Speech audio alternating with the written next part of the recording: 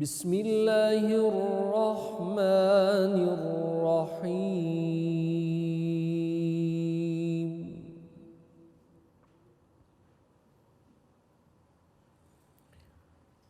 اقم الصلاة لدلوک الشمس إلى غسق الليل وقرآن الفجر إن قرآن الفجر كان مشهودا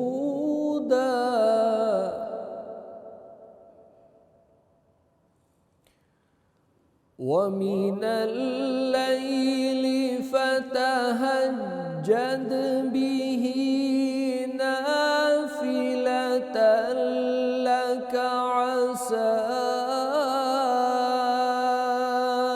أن يبعثك ربك مقاما محمودا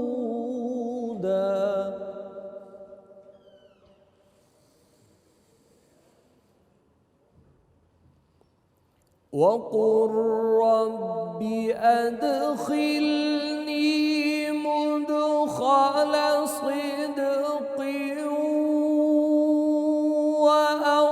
وأخرجني مخرج صدق واجعل لي من لدنك سلطانا نصيرا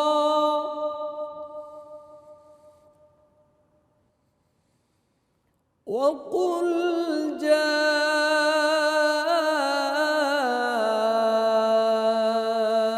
الحق وزهق الباطل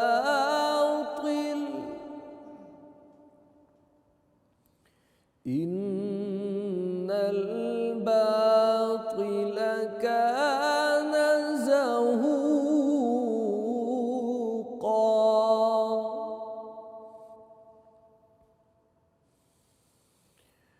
وننزل من القرآن ما هو شفاء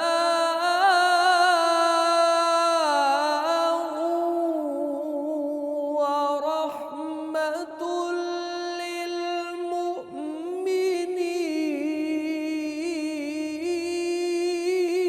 للمؤمنين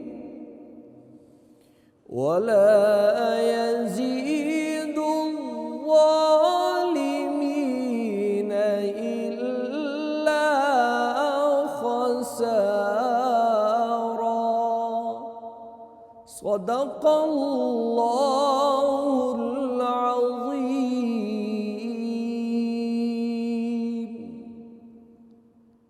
بسم اللہ الرحمن الرحیم. رب اشرح لی صدری ویسر لی امری واحلل عقدۃ من لسانی یفقہوا قولی.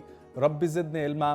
آپ سبھی لوگوں کو پہلا عشرہ اور دوسرا روزہ بہت بہت مبارک ہو.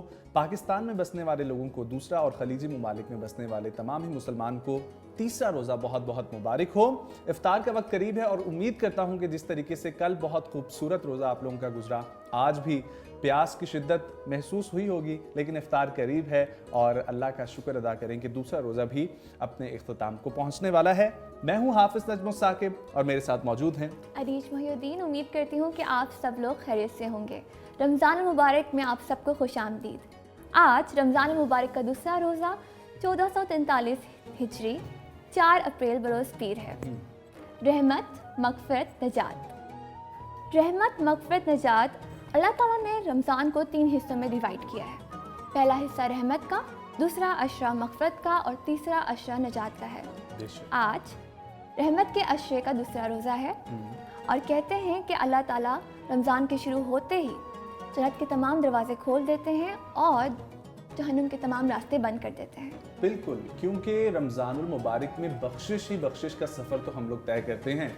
आप जिस तरीके से अरीज ने बोला, पहले अशरे को देखें तो उसमें अल्लाह की रहमतें नाजिल हो रही हैं, दूसरे अशरे में आप अल्लाह से मगफिरत तलब कर रहे हैं, और तीसरे अशरे में आप जहन्नुम से खुलासी।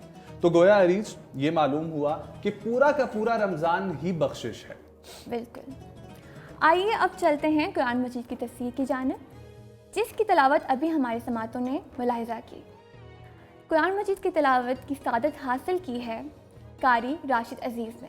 अब बढ़ते हैं नाते रसूल मकबूल सल्लल्लाहु अलैहि वसल्लम की जानिब, जिसकी सादत हासिल कर रहे हैं कारी फैसल नक्शबंदी।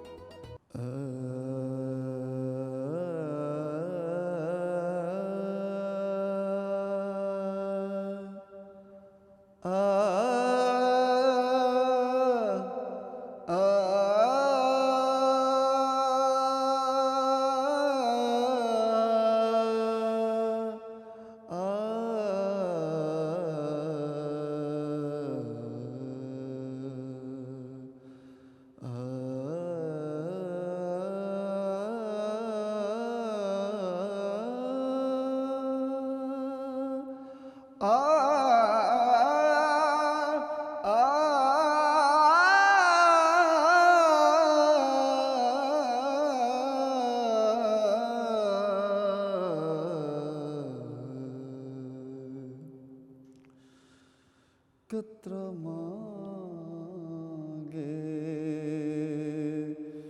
जो कोई तू से दरिया दे दे मुझको कुछ और न दे अपनी तमन्ना दे दे कतरा मांगे मैं इस एज़ाज़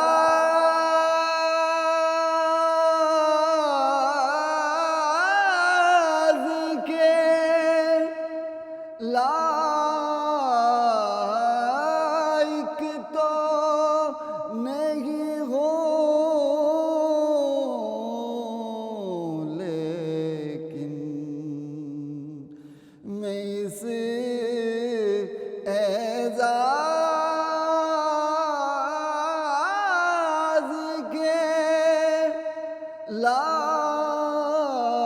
लायक तो नहीं हूँ,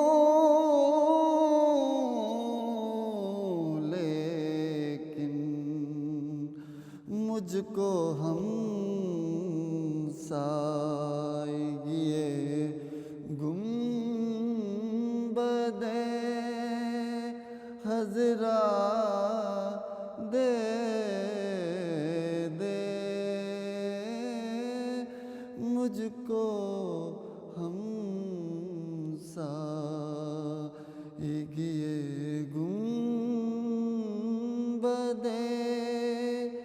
हज़रा दे दे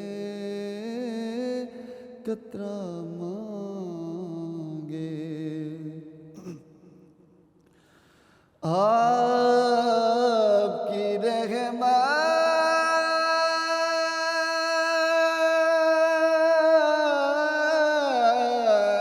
रहमत का ये एजाज नहीं तो क्या है, आपकी रहमत का ये एजाज नहीं तो क्या है, कदम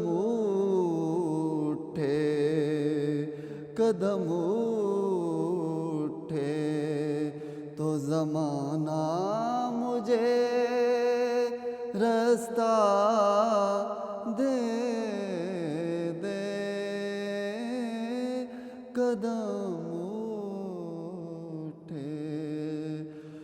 زمانہ مجھے راستہ دے دے، قطرہ مانگے جو کوئی تو سے دریا دے دے، مجھ کو کچھ اور نہ دے، اپنی تمنا دے دے، قطرہ مانگے قطرہ مانگے۔ سورہ یوسف قرآن مجید کی وہ بابرکت سورہ ہے جو مکہ مکرمہ میں نازل ہوئی۔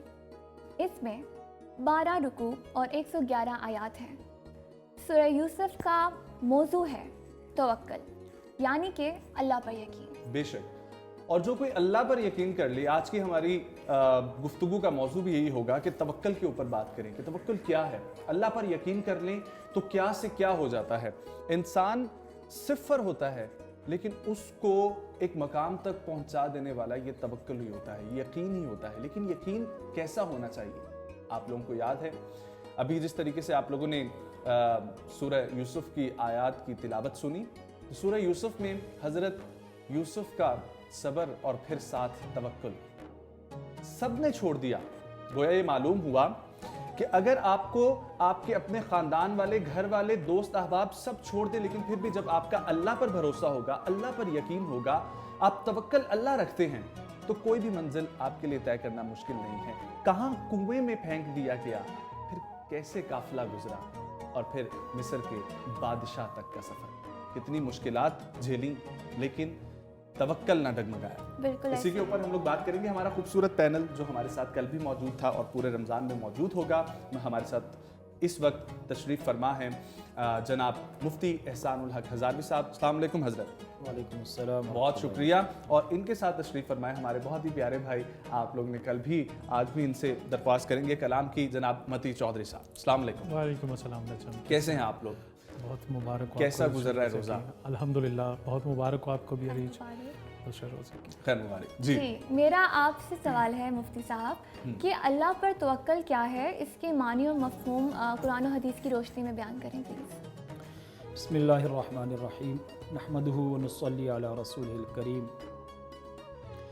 قرآن مجید اور احادیث مبارکہ کے اندر توکل کے بارے میں بہت کچھ ہمیں ملتا ہے۔ قرآن کریم میں اللہ تعالیٰ کا ارشاد ہے وَمَن يَتَوَكَّلْ عَلَى اللَّهِ فَهُوَ حَسْبُهُ، جو اللہ پر بھروسہ کرتا ہے اللہ اس کے لیے کافی ہو جاتا ہے۔ اسی طریقے سے احادیث مبارکہ کے اندر بھی رسول اللہ صلی اللہ علیہ وسلم نے توکل کے بارے میں بہت سے ارشادات جو ہے وہ امت کے سامنے رکھے ہیں۔ چنانچہ ایک حدیث میں اللہ کے نبی صلی اللہ علیہ وسلم فرماتے ہیں کہ اگر تم صبر کرو اور اللہ سے ثواب کی امید کرو، بلکہ یہ حدیث قدسی ہے، الفاظ رسول اللہ صلی اللہ علیہ وسلم نے یوں نقل فرمائے ہیں یا ابن آدم ان صبرت واحتسبت، اگر تم صبر کرو اور ثواب کی امید رکھو تو اللہ تبارک و تعالی تمہارے لیے جنت سے کم پر راضی نہیں ہوں گے۔ توکل اتنا بڑا عمل ہے، اتنا عظیم عمل ہے۔ توکل کا معنی ہوتا ہے بھروسہ کرنا، اعتماد رکھنا، یعنی ایک مسلمان کو اپنے تمام معاملات میں اپنے رب کے اوپر بھروسہ کرنا چاہیے۔ لیکن یہاں ایک بات یہ سمجھنا ضروری ہے کہ توکل ترک اسباب کا نام نہیں ہے۔ بعض لوگ توکل کا غلط معنی اور مفہوم مراد لیتے ہیں بالکل کہ وہ اسباب کو بالکل چھوڑ کر وہ سمجھتے ہیں کہ بس سب کچھ اللہ ہی نہیں کرنا ہے۔ سب سے بڑی معذرت آپ کے قطع کلامی کے لیے، لیکن یہی سب سے بڑا سوال پیدا ہوتا ہے کہ توکل کا اصل جو معنی ہے کیا وہ ہم سمجھتے ہیں؟ کیونکہ جس طریقے سے آپ نے اسباب کی بات کی تو ہم لوگ ان کو تو ترک کر دیتے ہیں اور ہم لوگ بس یقین رکھتے ہیں کہ خدا کرے گا، چاہے ہم ہاتھ پہ ہاتھ رکھ کے بیٹھ جائیں۔ اللہ تبارک و تعالیٰ نے دنیا کا دارالاسباب بنایا ہے۔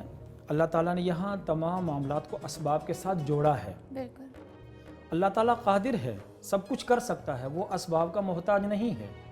لیکن دنیا کا نظام اللہ نے اسباب کے ساتھ جوڑا ہے۔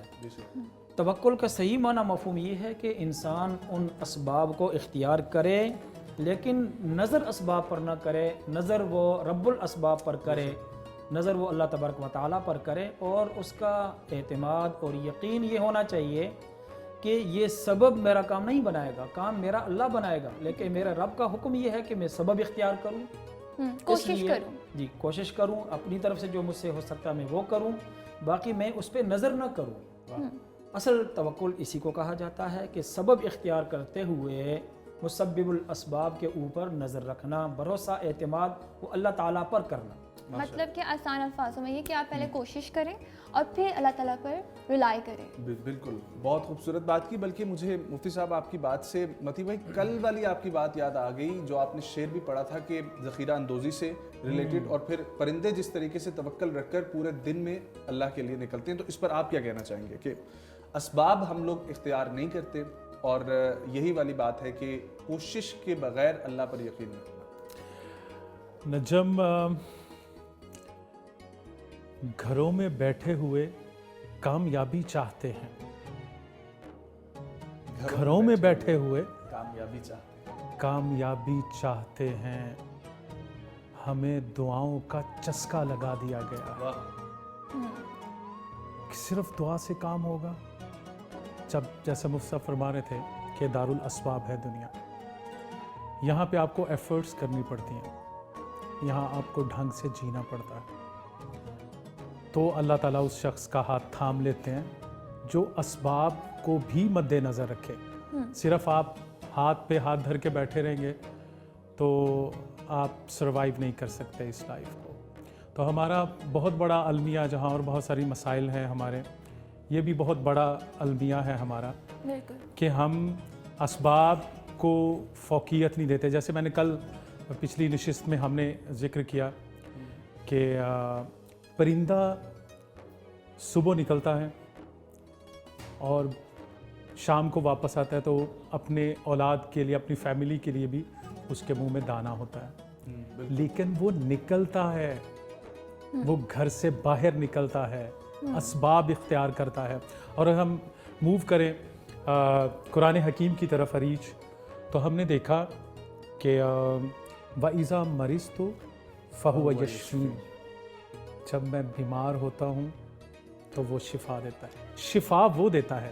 اب دیکھیں، جو میں میڈیسن کھا رہا ہوں، مجھے پین ہے، ہیڈک ہے، جو میں میڈیسن لے رہا ہوں تو وہ اسباب کے درجے میں ہے، ٹھیک ہے، وہ میں کوشش کر رہا ہوں کہ مطلب وہ میں نے میڈیسن لی، ڈاکٹر کے پاس جائیں گے، میں گیا اور میں نے میڈیسن لی، لیکن میرا یقین یہ ہونا چاہیے کہ اس میڈیسن میں، پیناڈول کی اس گولی میں شفا نہیں ہے، شفا اس کے پاس ہے۔ یہ ہے، اس سیکوینس میں اگر ہم زندگی کو بسر کریں گے تو بہتر طریقے سے جو ہم سروائیو کر پائیں گے۔ تو اسباب کو مد نظر رکھنا چاہیے، یہ نہیں کہ آپ اسباب کو ترک کر دیں اور جو ہے وہ اس کا اللہ کی طرف، اللہ تعالیٰ ایسے لوگوں کی مدد نہیں کرتا، اللہ تعالیٰ بالکل ایسے لوگوں کو ڈینائی کرتا ہے کہ جو کوشش نہ کریں، بیٹھے رہیں اور بس اپنے نظام کو موو کرنے کی کوشش کریں۔ اللہ تعالیٰ ایسی قوموں کو جو ہے وہ کبھی اس لیول پہ نہیں لے کے جاتا جس کی وہ حقدار ہوتی ہے۔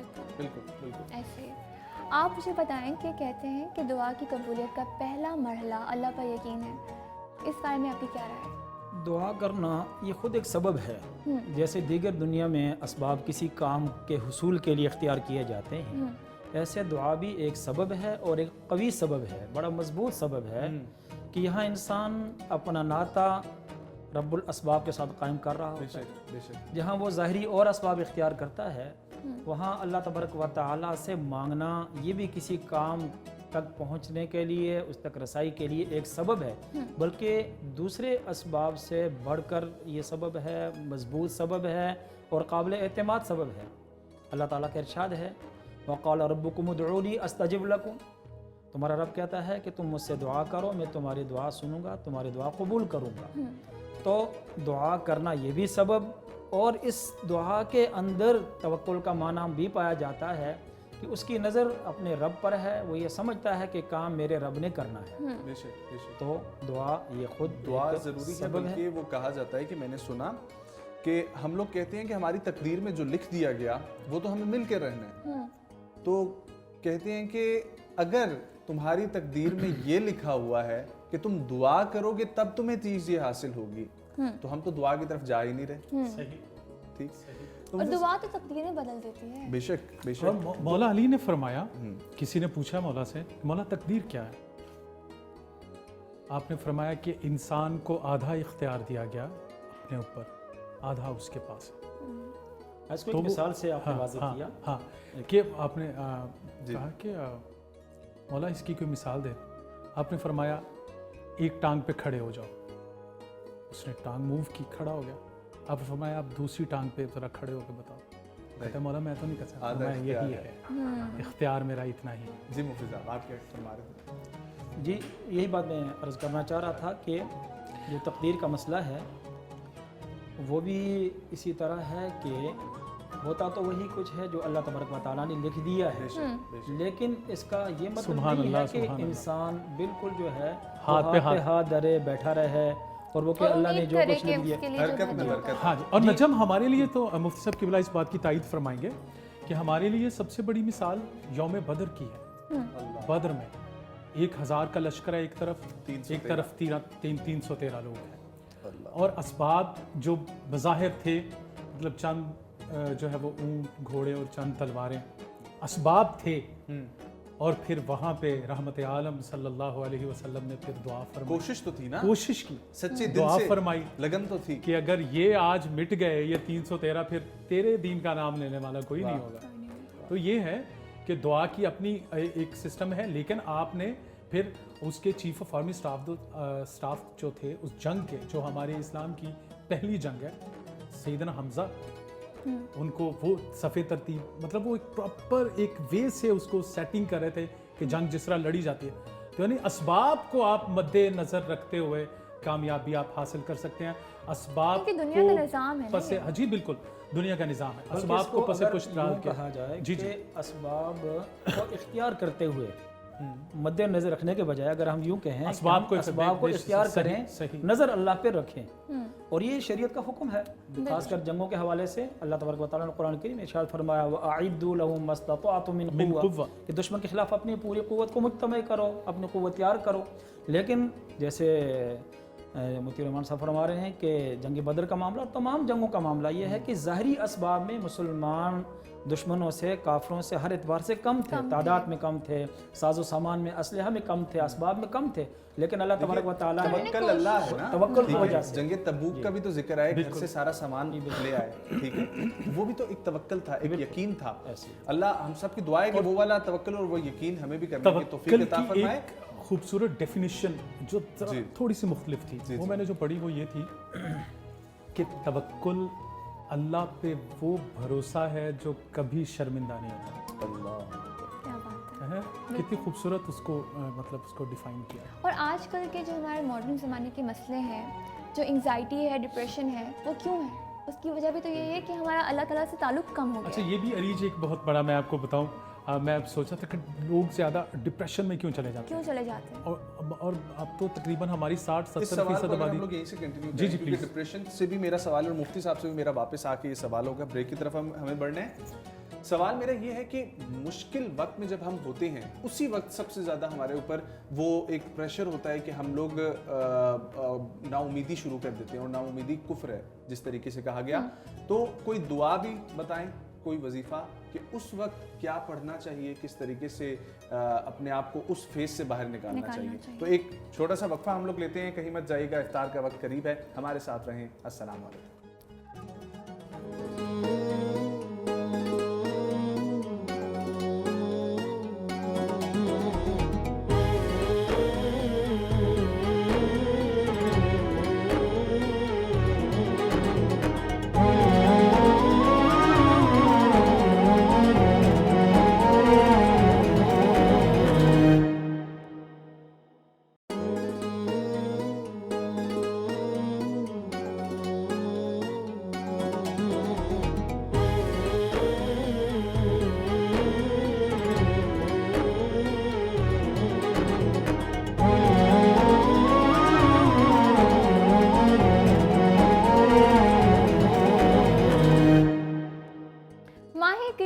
स्टार ट्रांसमिशन में खुश आमदीद। मैं हूँ अरीश महिउद्दीन और मेरे साथ मौजूद हैं नजमुल साकिब।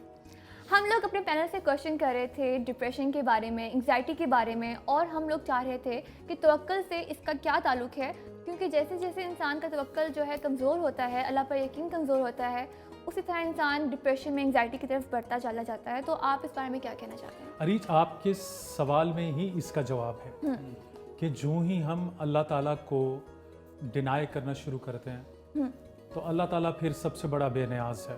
उसने तो वाज़े कहा है, अल्लाहुस समद, मैं बेनियाज हूँ, मुझे किसी की कोई परवाह नहीं। जब हम उसकी परवाह नहीं करते तो फिर वो क्यों परवाह करे? बहुत सारी उम्मतें सिर्फ इसलिए हलाक होगी। और डिप्रेशन का जहाँ तक ताल्लुक है, आपने पहले भी कहा, ज़िंदगी बहुत सहल सी चीज़ है, आसान है इसको गुजारना।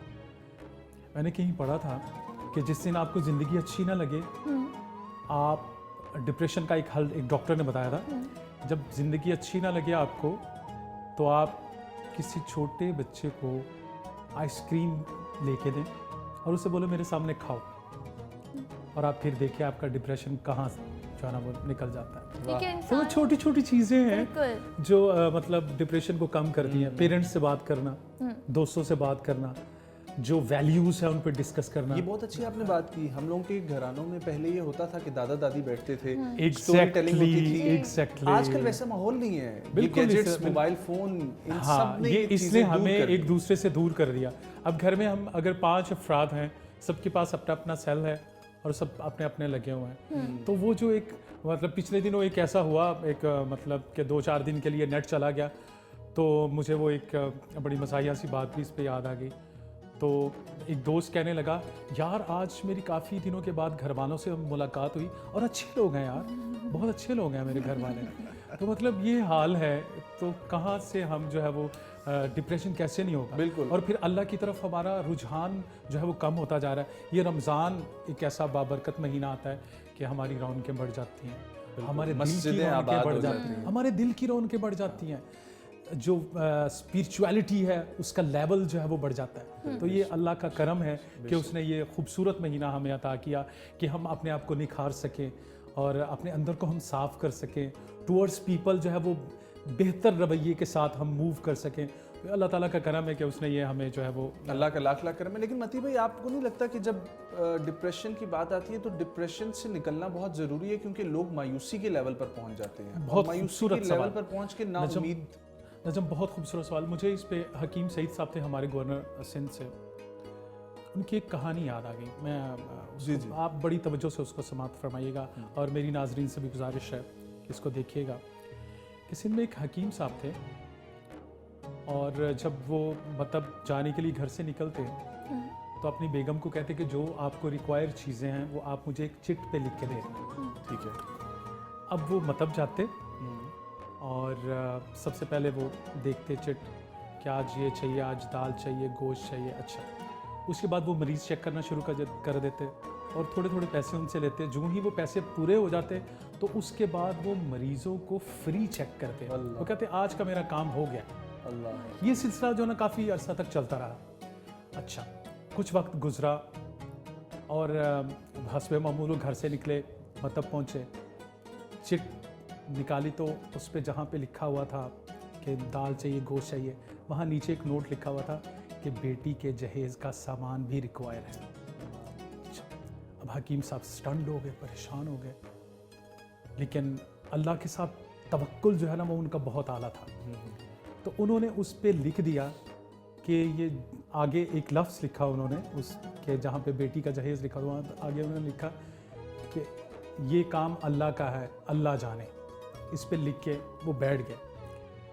अब जहन उनका ज़ाहिर डाइवर्ट हुआ है, मरीज़ आ रहे हैं और वो जो ख़र्चा जो उनका दाल साग का था वो उन्होंने निकाला, बाकियों को फ्री चेक। इतने में एक मॉड स्क्वाड बंदा सूटेड बूटेड अंदर आता है और आके बैठ जाता है हकीम साहब के पास। कहता सर आपने मुझे पहचाना? कहते हैं नहीं, मैंने आपको नहीं पहचाना। कहते सर 20 साल पहले मैं आपके पास आया था, मेरी गाड़ी का टायर पंक्चर हो गया था और मैं साई की तलाश में था और ड्राइवर को देर हो गई तो आपने मुझे अंदर बुलाया और आपने मेरी खिदमत की, मुझे चाय पानी पूछा तो मुझे बड़ा अच्छा लगा। اور اس کے بعد میری اولاد نہیں تھی تو میں نے ویسے ہی میں نے کہا چلیں بیٹھے ہیں، چلے بزرگ آدمی ہیں ان کی خدمت ہو جائے. تو میں نے آپ سے کہا کہ میری اولاد نہیں ہے تو اگر آپ مجھے کچھ سجیشن دیں. تو آپ نے مجھے کچھ جو ہے وہ پڑیاں دیں. اور پھر اس بندے نے کہا کہ سر میں مایوس ہو چکا تھا. اس نے کہا سر میں انگلینڈ بھی گیا، یہ بھی وہ بھی. میں باتیں کر رہا تھا آپ سے، آپ کو یاد ہو؟ نہیں سر مجھے کچھ یاد نہیں آ رہا. اس نے کہا جی میں باتیں کر رہا تھا کہ میں انگلینڈ بھی گیا، علاج کروایا نہیں ہوا تو میں مایوس ہو گیا. تو آپ نے فرمایا مایوس مت ہونا، اللہ کی رحمت سے مایوس نہ ہونا، اللہ تعالیٰ ہی نوازنے والا ہے. توکل اللہ پہ رکھو. اور ساتھ ساتھ آپ پڑیاں بنا کے دے رہے تھے. خیر میں چلا گیا واپس برطانیہ چلا گیا اور میں آپ کی پڑیاں بھی کھاتا رہا اور اللہ تعالیٰ نے پھر مجھے 3 بیٹیاں دیں. اور آج میں پاکستان آیا ہوں اپنی بھانجی کی شادی کے لیے. تو کچھ وقت پہلے میں پاکستان آیا اپنی بھانجی کی شادی کے لیے اور میری بھانجی کو ہو گیا ایک دم بخار، 104 103 لیول پہ چلا گیا اور اس کی ڈیتھ ہو گئی. تو میری بیوی نے مجھے کہا کیوں نہ اس حکیم کے پاس چلیں، جو بچی کو ہم نے دینا تھا بھانجی کو وہ تو انتقال کر گئی تو واپس بھی جانا ہے، تو جو ہم نے منت مانگی ہوئی تھی وہ پیسے ہم نے دینے ہیں، تو کیوں نہ وہ اس حکیم صاحب کو جا کے دیں. کیونکہ ہم نے آپ کی بیٹی دیکھی تھی یہاں پہ ٹہل رہی تھی، اس وقت بہت چھوٹی تھی، وہ بڑی ہو گئی ہوگی تو اس کی شادی کی عمر ہو گئی ہوگی. تو ہم اس لیے آپ کے پاس آئے کہ آپ ہمیں مایوس مت کیجیے گا، ہم اس کے لیے جہیز کے سامان کا انتظام کرنا چاہتے ہیں. تو حکیم صاحب کہتے ہیں کہ میرے پاؤں کے نیچے سے زمین نکل گئی کہ اللہ پہ توکل کرنے والے کیسے مایوس ہو سکتے ہیں. کہاں سے کہاں تک اللہ تعالیٰ نے یہ بات پہنچا دی. اور یہ جب بھی میں واقعہ پڑھتا ہوں تو میرے اندر خود بھی ایک عجیب سی کیفیت جو ہے وہ بن جاتی ہے کہ اللہ تعالیٰ سے مایوسی کسی بھی صورت میں جائز نہیں ہے. بے شک اللہ تعالیٰ سے کبھی بھی مایوس نہیں ہونا چاہیے. اللہ پہ بھروسہ کر اللہ کافی ہے. اور عقبہ بن نافع، مفتی صاحب قبلہ اس بات کی تائید کریں گے، عقبہ بن نافع صحابی رسول ہیں اور بربری قبائل تھے، بڑے جنگجو سخت قبائل. اب وہ جا رہے ہیں اور جنگل میں پہنچے، آرام کرنا ہے اور شیروں کا ایک دستہ آ گیا، انہوں نے گھیر لیا. وہ اونچے ٹیلے پہ کھڑے ہو گیا ریچھ، اور اس صحابی رسول نے جو بات کہی وہ اللہ پہ توکل کی کلاس مثال ہے. بالکل. اب فرمایا ہو جنگل کے شیروں، تمہیں پتہ ہے ہم کون ہیں؟ ہم محمد مصطفیٰ کے صحابی ہیں اور جہاد کے لیے نکلے ہوئے ہیں بربری قبائل کے ساتھ، سو ہمارا راستہ چھوڑ دو. کہتے ہیں کہ شیروں نے اپنے بچوں کو لیا جنگل سے نکل گئے، ہاتھیوں نے اپنے بچوں کو لیا جنگل سے نکل گئے، بھیڑیوں نے اپنے بچوں کو لیا اور جنگل سے نکل گئے.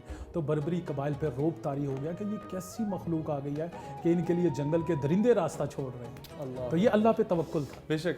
مفتی صاحب کوئی دعا، کوئی وظیفہ بتائیں کہ ہم لوگ توکل کی بات کر رہے ہیں لیکن کئی دفعہ نا امید ہو جاتے ہیں، انسان ہیں، خطا کا پتلا ہے، تو اس جگہ سے اس فیس سے نکلنے کے لیے کچھ دعا بھی اس کے لیے ہمیں ملتی ہے.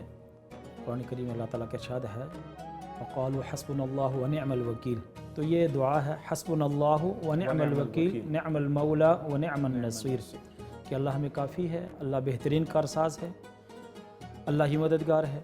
تو یہ دعا بھی ان الفاظ سے کرنا چاہیے. لیکن اس کے ساتھ ساتھ اصل چیز جو ہے وہ اپنے مائنڈ سیٹ کی چینجنگ ہے کہ اللہ تبارک و تعالیٰ سے متعلق جو ہمارا نظریہ اور عقیدہ ہے اگر ہم اس کو درست کر لیں تو یہ مایوسی خود بخود ختم ہو جائے گی. یہ مایوسی شیطان کی طرف سے ہے اور شیطان کی یہ سب سے بڑی چال ہوتی ہے کہ شیطان انسان کے اندر مایوسی ڈال کر اس کو اس کے رب سے جدا کرتا ہے، کاٹ دیتا ہے.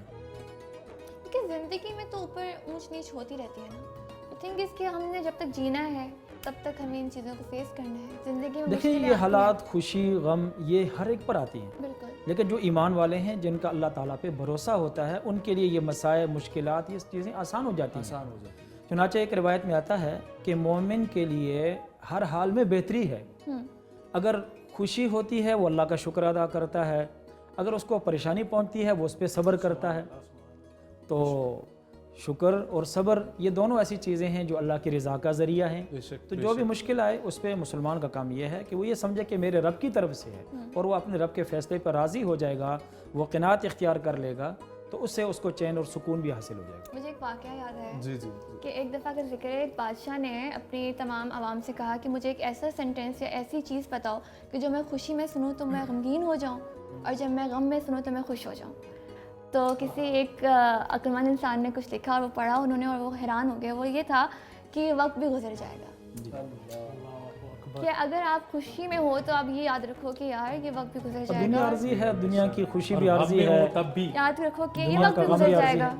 اور کچھ عرصے کے بعد تو وہ میموری بن جاتی ہے، یقین ہی نہیں آتا کہ کچھ ایسا ہوا بھی تھا۔ تو اللہ پر یقین رکھ کے مشکلوں کو وہی آسان کرنے والا ہے، بے شک بے شک، راستے چننے چاہیے۔ مشکلیں حل ہو جاتی ہیں، راستہ جیسا بھی ہو ٹھیک ہے، توکل اللہ ہو۔ کلام کی درخواست ہے آپ سے۔ اچھا جی اور میرا ساتھ کون دے رہا ہے؟ میں ضرور دوں گا، آپ بسم اللہ کریں کیونکہ وقت بھی ہمارے پاس کم ہے۔ ایک بڑا چھوٹا سا جی جی مختلف کلام ہے،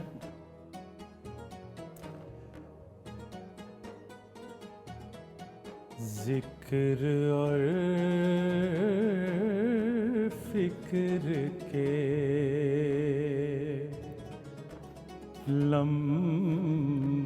لمحات سے خوشبو آئے، آپ کی بات پہ ہر بات سے خوشبو آئے، آپ کی بات پہ معجزہ ہے یا کرشمہ یا کرامت ہے کوئی،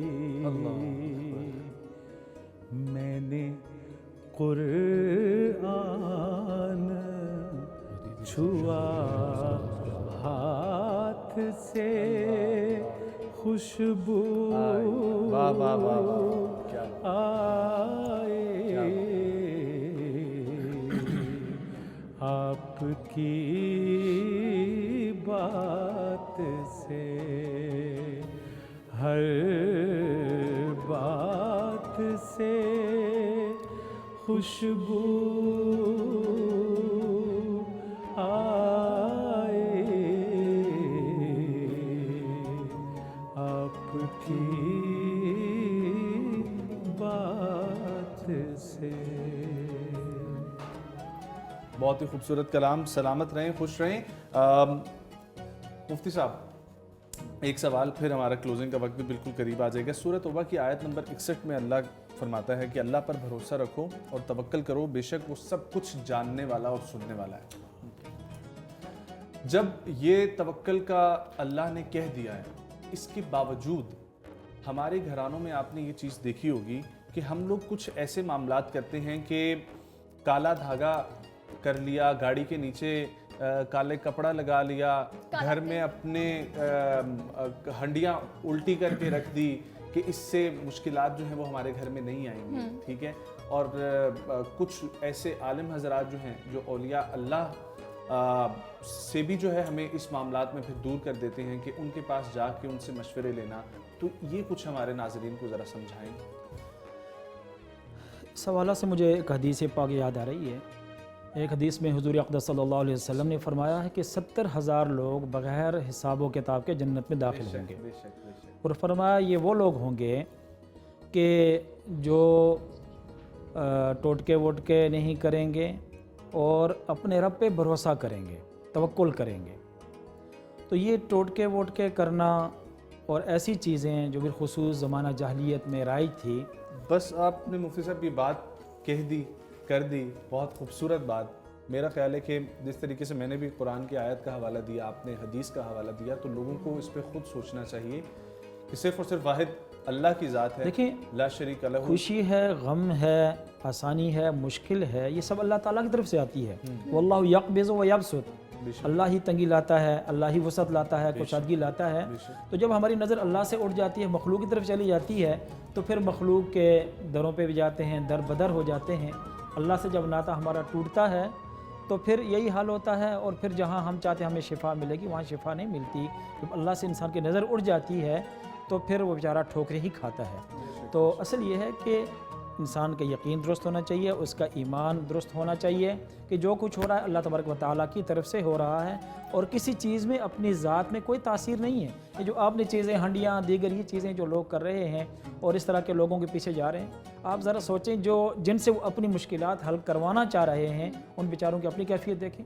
اگر وہ مشکلات حل کرنے والے ہیں اور حالات ان کے ہاتھ میں اگر ہیں تو وہ اپنے حالات کیوں نہیں درست کر لیتے؟ بے شک خدا قادر ہے. سیدی صاحب نے فرمایا تھا یہاں پہ, کس سے مانگیں, کہاں جائیں, کس سے کہیں, اور دنیا میں حاجت روا کون ہے؟ سب کا داتا ہے تو, سب کو دیتا ہے تو, تیرے بندوں کا تیرے سوا کون ہے؟